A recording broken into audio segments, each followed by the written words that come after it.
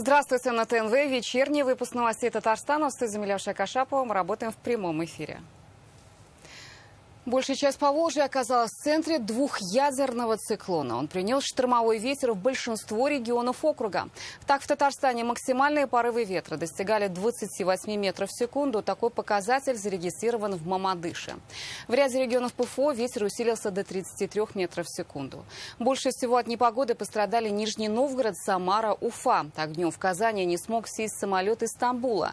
Вечером наш аэропорт стал запасным для двух воздушных судов из Нижнего Новгорода. Рамиль Шайдуллин о том, как пострадала республика, и о ходе восстановительных работ.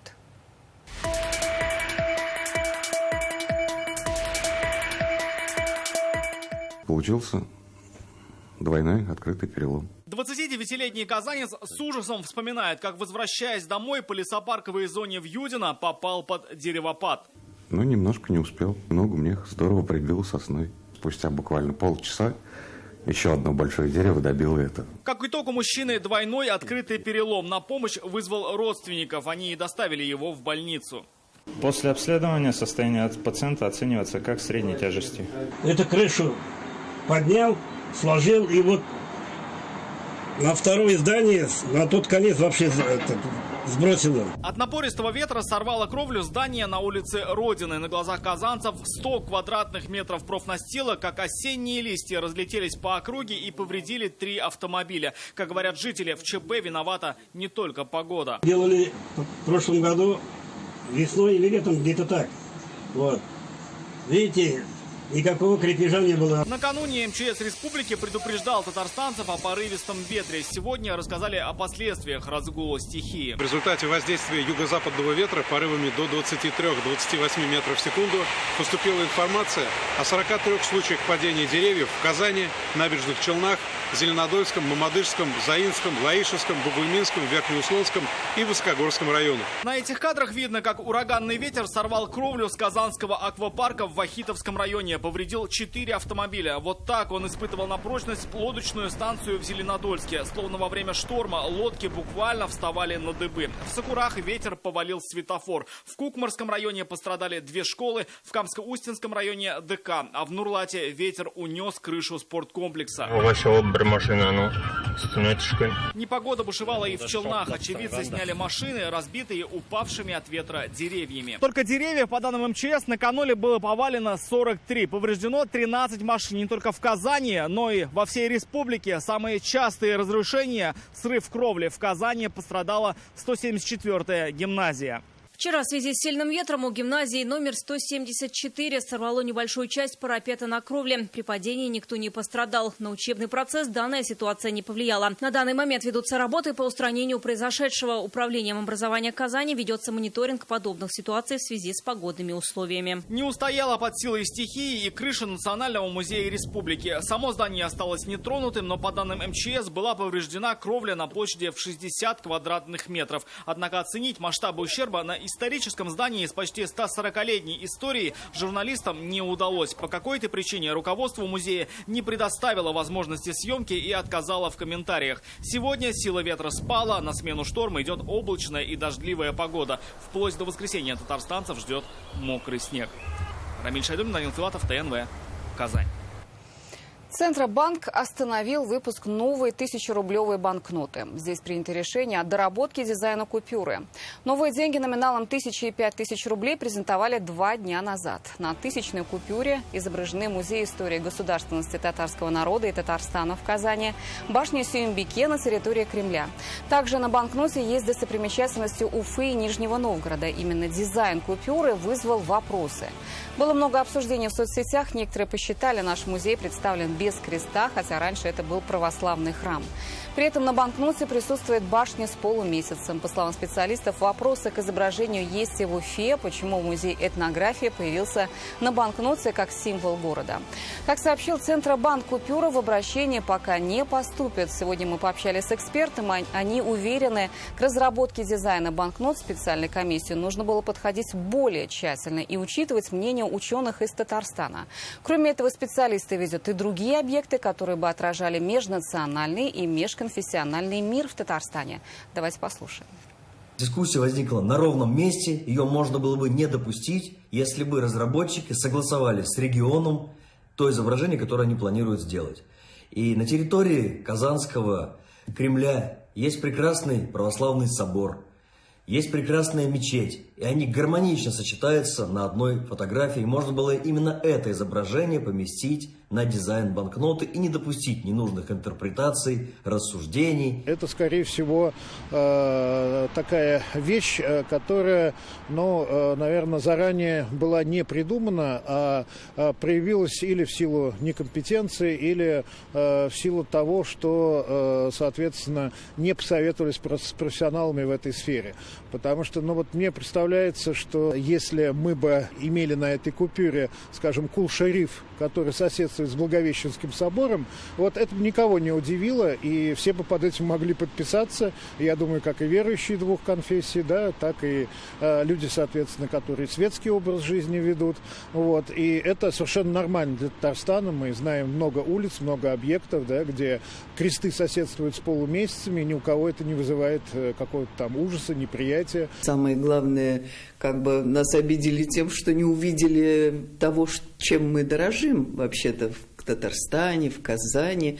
Это наша культура совместного проживания, наш многовековой опыт совместного проживания на этой территории. Они не консультировались ни с руководством Татарстана, ни с научной общественностью Республики Татарстан.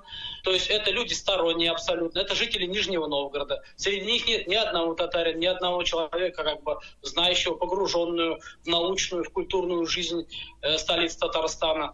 И эти люди просто наобум взяли какие-то символы, которые им показались необходимыми, да, и их ставили. Такой резонанс, который вызвало появление этих зданий на купюре, это скорее такая политизация этого вопроса, поскольку, как я уже говорил, наверное, сами дизайнеры и Центробанк исходил, конечно, из лучших побуждений, но, возможно, необходимо было посоветоваться с Татарстаном и с научным сообществом, вообще с общественностью всего, может быть, Поволжского региона при определении тех символов, которые необходимо были поместить на этих банкноты. Потому что, как мы знаем, уже и в Уфе возникли вопросы относительно того, почему музей археологии и этнографии появился как символ такой Уфы. В общем-то, тоже действительно большой вопрос. Если уже брать Кремль, у меня есть другая любимая точка, куда я всегда привожу всех своих гостей. И с этой точки прекрасно видно это соседство двух религий. Это смотровая площадка за Благовещенским собором, откуда прекрасно виден и сам собор, особенно его древняя историческая часть, и за собором виден минарет с полумесяцем башни Сюмбике. Я считаю, это такой был бы очень символический вид. Либо можно было бы предложить два исторических здания. Это старейшая каменная мечеть, мечеть Мурджани в Казани. Опять же, Благовещенский собор тоже, они бы, думаю, неплохо смотрелись рядом.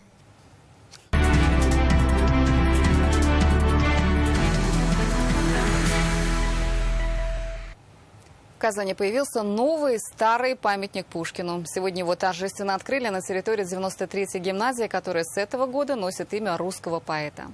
История возрождения этого памятника началась еще в прошлом году, когда в Рокчино нашли заброшенную скульптуру на территории бывшей школы. Мы рассказывали об этом в одном из репортажей. Как неравнодушие горожан и инициатива школьников подарила городу бронзового Пушкина, знает Лина Зинатульна.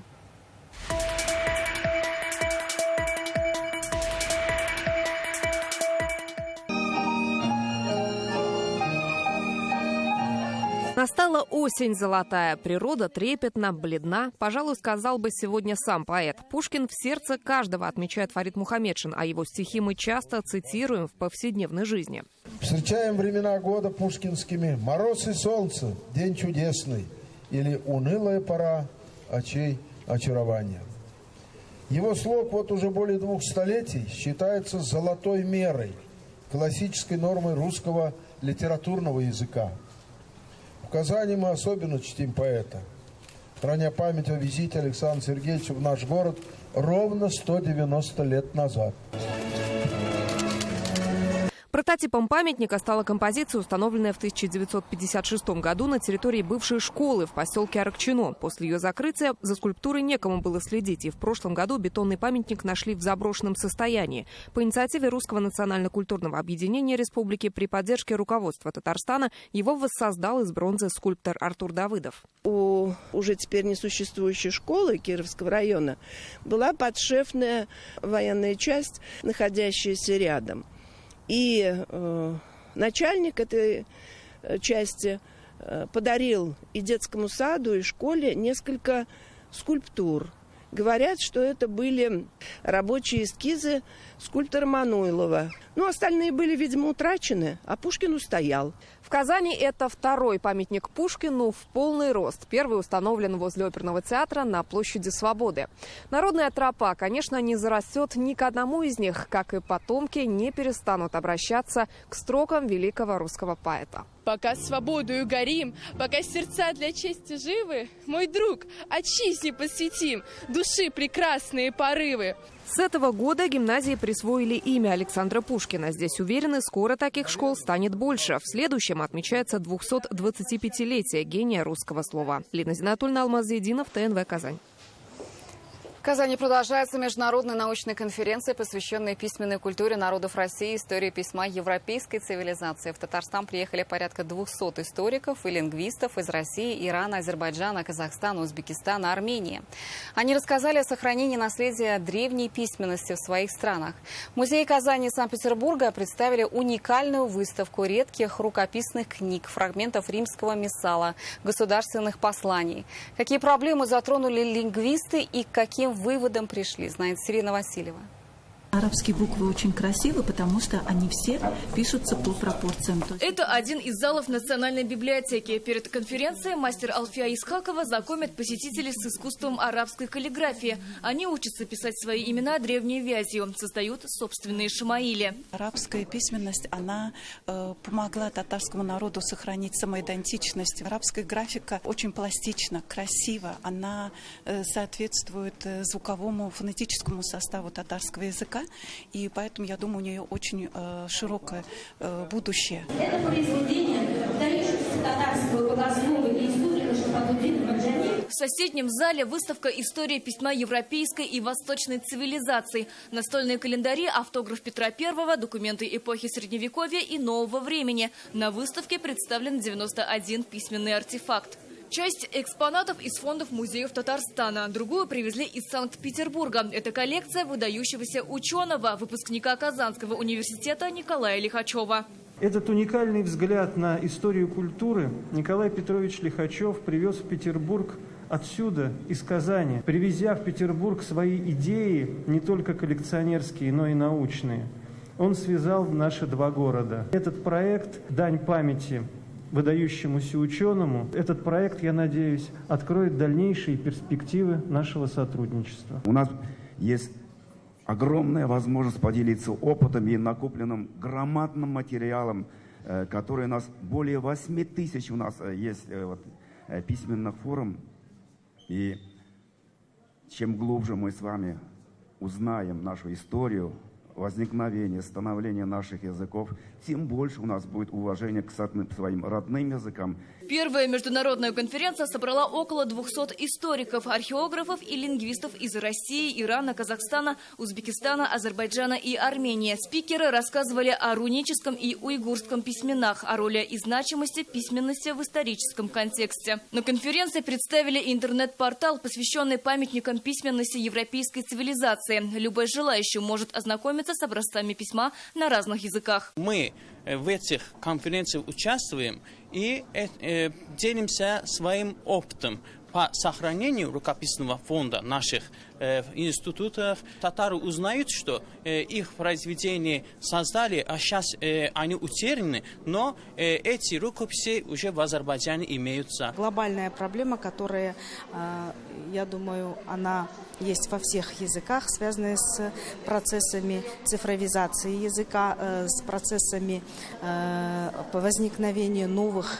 коммуникационных культур, как социальные сети. На конференции обсудили значимость татарской письменности. По данным ЮНЕСКО, татарский по своему статусу относится к 14 наиболее коммуникационным языкам мира. Его знание дает возможность общаться со всеми тюркскими народами. Как подчеркнул президент Академии наук Республики Рифкат Миниханов, в Татарстане уделяется особое внимание изучению истории письменности. Исторически Казань была колыбелью российского востоковедения. С момента создания в 1804 году Казанского университета изучению восточной письменной культуры здесь уделялось немаловажное значение. Эта конференция – уникальная возможность найти общие точки соприкосновения, получить ответы на интересующие вопросы, обменяться опытом, выработать стратегии будущих совместных исследований. Работа, безусловно, должна продолжаться, и при этом еще мое, как председатель комиссии сохранения родных языков, вот эту всю фундаментальную науку, как-то его перевести на прикладной характер, чтобы потом будущие поколения о родном языке не говорили на прошедшем языке. Конференция завершится завтра. Эксперты презентуют научные работы об истоках тюркской письменности и важности сохранения литературного языка. Сирина Васильева, Рамзиль Гарипов, ТНВ, Казань. В республике продолжается конкурс «Культурная столица Татарстана». Районы знакомят казанцев со своим уникальным культурным кодом. Очередь дошла и до заинцев. Самые талантливые и активные уроженцы презентовали праздничную программу «Сокровища Заинского района». В Казани они учили гостей вышивать национальные узоры, шить по особой технике лоскутные одеяла, готовить татарскую губудию, чувашский хуплу и чигыт. Татарским момом и хорошим настроением заинцы встречают гостей в Казанском театре кукол. Женщины в национальных платьях, мужчины в тюбетейках приглашают гостей к столу отведать национальную кухню татар – костыбый, балеш и очпочмаки. Мастерицы района делятся секретом вкусной губудии.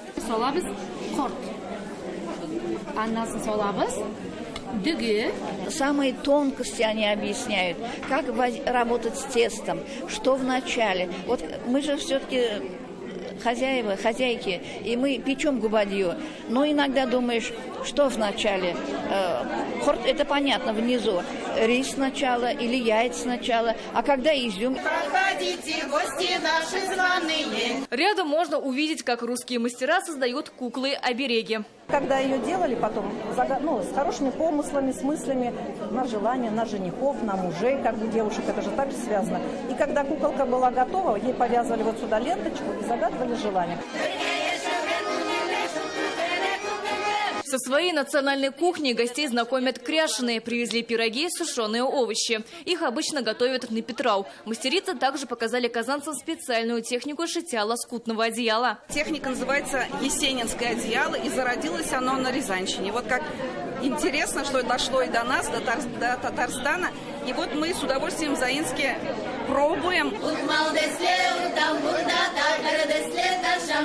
Это поют чуваши Заинска. Зовут гостей к столу, где в центре красуются капма кукле, ява и чигыт. Вот хупло готовится на сметане, на масле. Отличается от татарского беляша в том, что вниз хупло ложат пшено. Здесь можно познакомиться с биографией просветителя Таджиддина Ялчигула, историей становления писателя Аяза Гилязова, участника Великой Отечественной войны Леонида Мачтакова и не только. Мы воспитаны в духе, вот у нас, как я уже говорила, у нас Батулла, у нас Хатыб Миннигулов, у нас вот Наиль Дунаев, у нас Виталий Агапов. Вот они дают нам какую-то силу.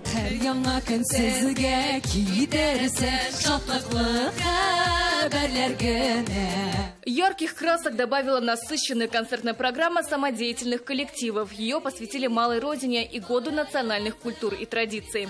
Очень трепетные чувства, потому что, выступая перед своими родными людьми, это большое счастье. Для заинцев и уроженцев района такие встречи не только праздник, но и большое культурное событие. Это очередной повод для гордости за свой муниципалитет. Богатство Заинского района – это наши люди. В основе всего достигнутого лежит упорный, самоотверженный труд заинцев, на благо Республики Татарстан. Заинский район действительно очень сильный, один из ведущих районов нашей республики. Каждый район имеет какую-то свою визитную карточку, а вот по Заинскому району сказать, тут все есть. И нефть добывают, и большая энергетика, и урожаи рекордные.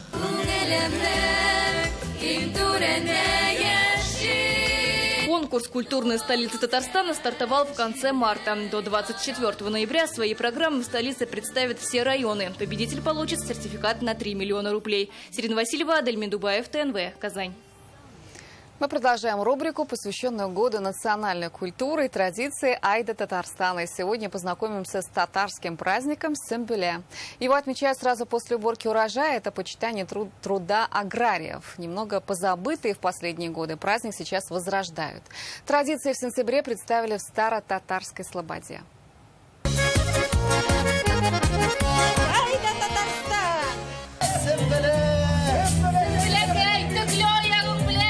Так в Старо-Татарской Слободе встречают хозяйку праздника. Это девушка по имени Сюмбюля. Древняя традиция носит ее имя. Праздник урожая отмечают в день осеннего равноденствия. Как правило, в это время урожай убран, сев завершен. Татарский народный праздник, благодарность урожаю. Вот уже мы, не нарушая традиции, решили воспроизвести такой праздник на нашей территории. Все-таки Старо-Татарская Слобода – это национальность наша культура татарская. Хотим, чтобы наши дети, молодежь больше узнавали о татарских традициях. Историю праздника показывают через театрализованное представление. В главных ролях актеры Кореевского театра.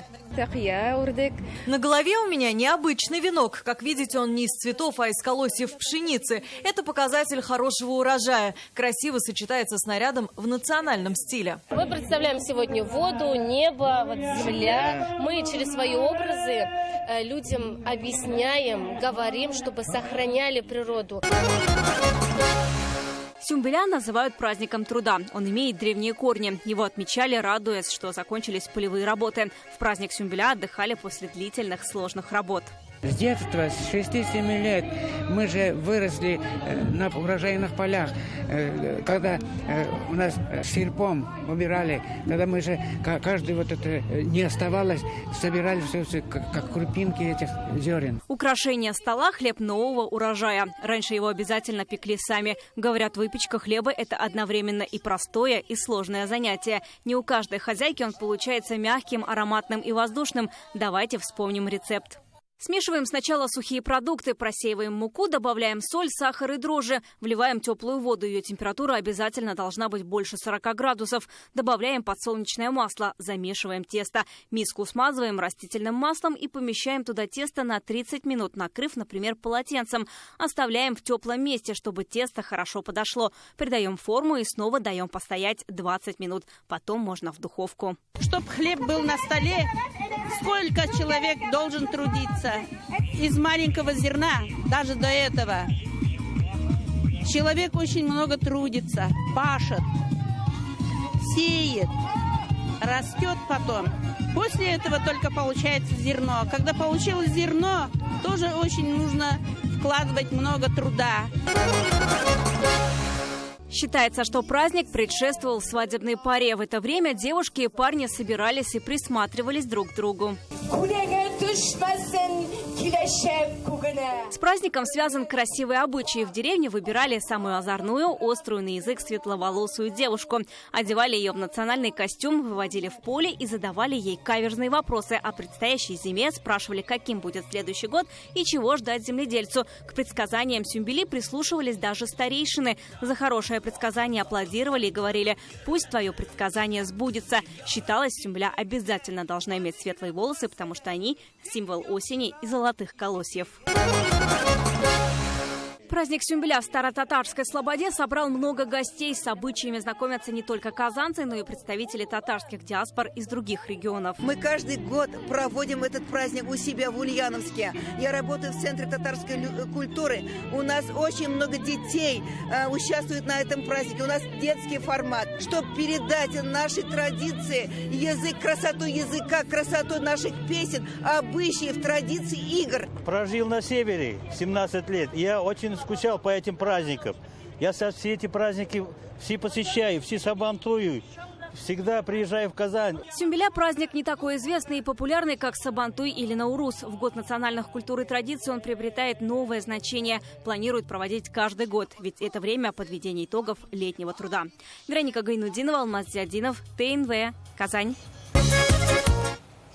Хорошая новость для любителей футбола. Теперь купить билет на матчи «Мир» российской премьер-лиги можно намного выгоднее при оплате картой «Мир». О том, как получить 10% кэшбэк, расскажем далее.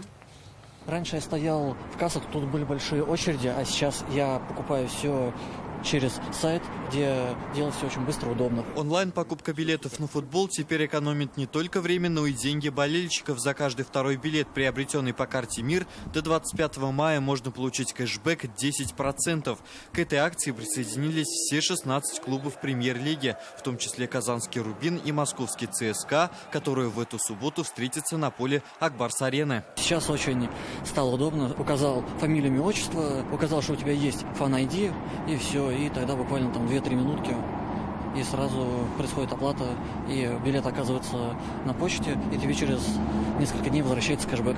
Купить билет с кэшбэком можно на специальных онлайн-площадках по продаже билетов. Для этого нужно заранее зарегистрировать свою карту «Мир» на сайте приветмир.ру или в мобильном приложении «Привет». Также покупать с кэшбэком можно и абонементы на матчи. Благодаря акции в прошлом году владельцы карт «Мир» сэкономили 39 миллионов рублей. Такие кэшбэки, такие акции привлекают болельщиков стадиона. Вот я сам приобрел на сайте с хорошим кэшбэком абонемент. Все мои друзья болеют за «Рубин», вместе в компании ходим. С ЦСКА, надеюсь, только на успех. Для посещения всех матчей необходимо заранее оформить карту болельщика, а также в рамках совместного проекта платежной системы и российской премьер-лиги на сайте мир.рпл.ру можно поделиться своей историей любви к футболу и стать частью медиа-шарфа. Рузаль Шарипов, Адель Миндубаев, ТНВ, Казань. Это были новости Татарстана. Еще больше информации в нашей группе ВКонтакте и телеграм-канале. Далее прогноз погоды с Наилем Дзехате. До встречи.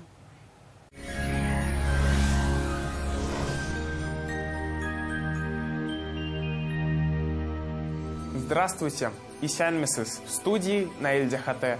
В Татарстане в предстоящие сутки характер погоды практически не изменится. Подробнее через пару секунд.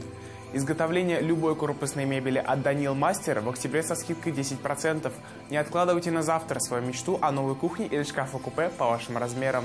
Узнайте подробности по телефону в Казани 2 167 166. По данным сервиса Яндекс.Погода, в Кукмаре, Богатых Сабах и Балтасим облачно, дожди. Температура днем 6 градусов, ночью 3 градуса тепла. Такая же картина в Буинске, Кайбицах, Камском устье. Облачно, осадки в виде дождя. Днем 7, ночью около 3 градусов тепла.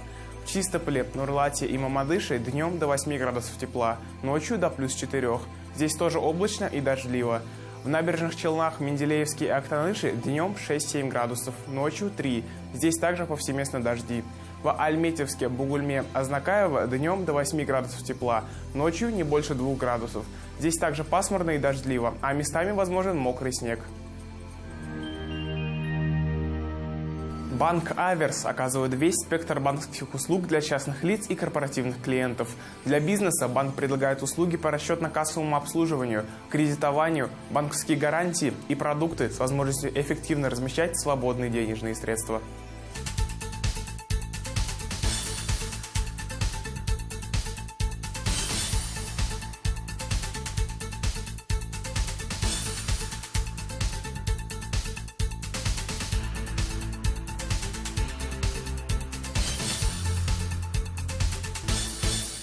Квартиры с чистовой отделкой для тех, кто выбирает жизнь в новом формате. Жилой комплекс «Город-парк. Новые Горки». 2 677 677. Квартиры в жилом комплексе «Город-парк. Новые Горки» в сданных и строящихся кирпичных домах с чистовой дизайнерской отделкой рядом с Горькинско-Аметьевским парком и метро «Горки».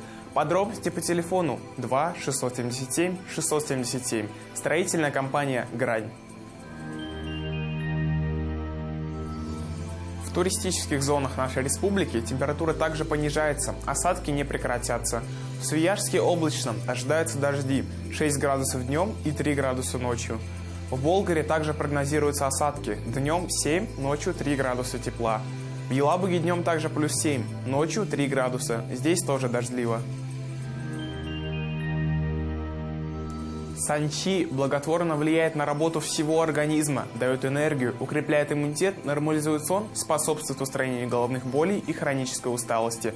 Полезные свойства санчи проверены веками. Недаром его называют сокровищем китайской медицины. Только 20 октября в аптеках Farmland на санчи 20% скидка. Телефон 8 927 236 71 75. Сайт sanchi.rf. В Казани, как и в других городах республики, сыро и прохладно. Температура днем 7 градусов, ночью 4 градуса тепла. В предстоящие сутки будет пасмурно, ожидаются осадки. Давление чуть выше нормы, 753 мм ртутного столба. Ветер южный, умеренный, влажность 78%. Магнитное поле Земли спокойное. Это все о погоде. Берегите себя. Я с вами прощаюсь. До встречи.